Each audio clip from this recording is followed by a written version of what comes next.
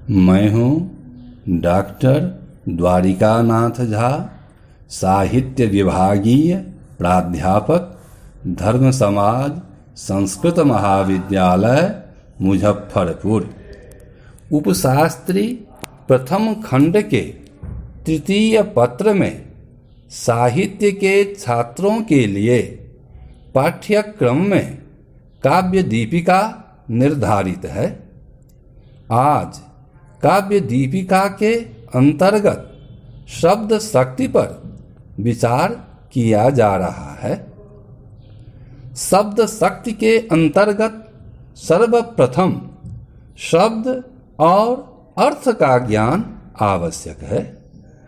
सामान्यतया जिसका उच्चारण करते हैं या उच्चार्यमान जो है वह शब्द है, और कुछ अपवाद को छोड़कर जिसको देखते हैं या दृश्यमान जो है वह अर्थ है।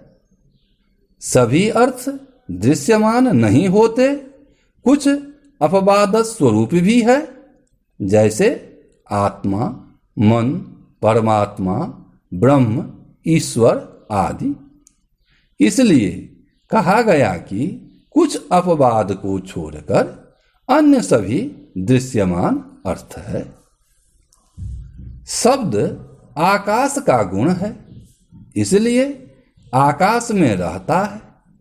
जिस प्रकार आकाश अनंत है, उसका पार नहीं पाया जा सकता, उसी प्रकार आकाश में रहने वाला शब्द भी असंख्य है। उन असंख्य शब्दों का ज्ञान इन अल्प समय में संभव नहीं है। इसलिए अल्प समय में उन असंख्य शब्दों का ज्ञान हेतु शब्द को 3 भागों में विभक्त कर दिया गया। अब 3 भाग के ज्ञान से उन असंख्य शब्दों का ज्ञान हो जाएगा। शब्द के उन त्रिविध रूपों का ज्ञान हेतु मम्मटाचार्य द्वारा प्रतिपादित अंश को ही काव्य दीपिकाकार ने प्रतिपादित किया है, जो इस प्रकार है। स्यादवाचको लाक्षणिकः शब्दोत्र व्यंजकस्त्रिधा वाच्यादयस्तदर्थास्युर्मम्मटेन यथोदिता। काव्य शास्त्र में शब्द के 3 भेद किए गए हैं, वाचक, लाक्षणिक तथा व्यंजक। जब शब्द 3 है तो इनके अर्थ भी 3 होंगे, क्योंकि महाभाष्यकार कहते हैं कि सिद्धे शब्दार्थ संबंधे, अर्थात शब्द और अर्थ का संबंध सिद्ध है। इसलिए शब्दानुसार अर्थ भी 3 है, वाच्य, लक्ष्य तथा व्यंग्य। यही 3 शब्द और 3 अर्थ होते हैं, जैसा कि मम्मटाचार्य ने कहा है। इन तीनों में सबसे पहला वाचक है। वाचक के संबंध में भी मम्मटाचार्य का ही अनुसरण करते हुए काव्य दीपिकाकार ने कहा है कि साक्षात संकेतितम योर्थमभिधत्ते सवाचकः, अर्थात जो शब्द साक्षात संकेतित अर्थ को कहता है वह वाचक शब्द कहलाता है। लोक व्यवहार में बिना संकेतक ग्रह के शब्द के अर्थ की प्रतीति के न होने से संकेत की सहायता से ही शब्द अर्थ विशेष का प्रतिपादन करता है। यह सिद्धांत निश्चित है। इसलिए जिस शब्द का जहां जिस अर्थ में बिना व्यवधान से संकेत का ग्रहण होता है, वह शब्द उन अर्थ का वाचक होता है। अस्मात् शब्दादयमर्थो बोद्धव्यः, अर्थात इस शब्द से यह अर्थ समझना चाहिए। इसलिए लोक व्यवहार सर्वथा उपयुक्त है। उदाहरण स्वरूप छोटे बालकों को संकेत ग्रह अर्थात संकेत का ज्ञान किस प्रकार होते हैं?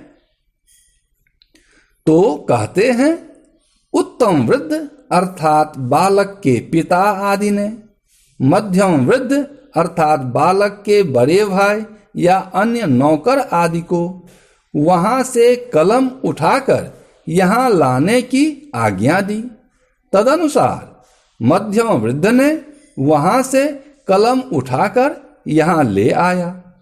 फिर उत्तम वृद्ध ने कहा मध्यम वृद्ध से कि इस कलम को वहां रख आओ। तदनुसार मध्यम वृद्ध ने उस कलम को वहां रख आया। ये सभी क्रियाकलाप बालक देख रहा है। इसको देखने के बाद बालक ने समझा कि जिस पदार्थ को मध्यम वृद्ध ने उठाया है वह पदार्थ कलम है तथा उसको वहां से यहाँ ले आने को कहा गया, तो इसका अर्थ हुआ वहां से यहाँ लाना। फिर इसी प्रकार मध्यम वृद्ध को कहा गया कि कलम को रख आओ, तो कलम को यहाँ से वहां रख आया। इससे बालक ने समझा कि वहां रखना का अर्थ है वहां ले जाकर रखना।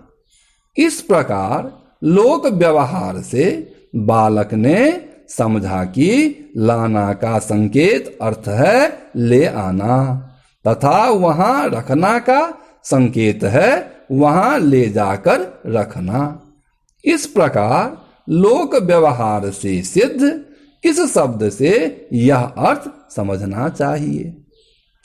लोक व्यवहार से अतिरिक्त संकेत ग्रह का बोध निम्न प्रकार से भी होता है, जैसे शक्तिग्रहम व्याकरणोपमान कोशात् वाक्यात् व्यवहारतश्च वाक्यस्य शेषाद् विवृतिर्वदन्ति सान्निध्यतः सिद्धपदस्य वृद्धा।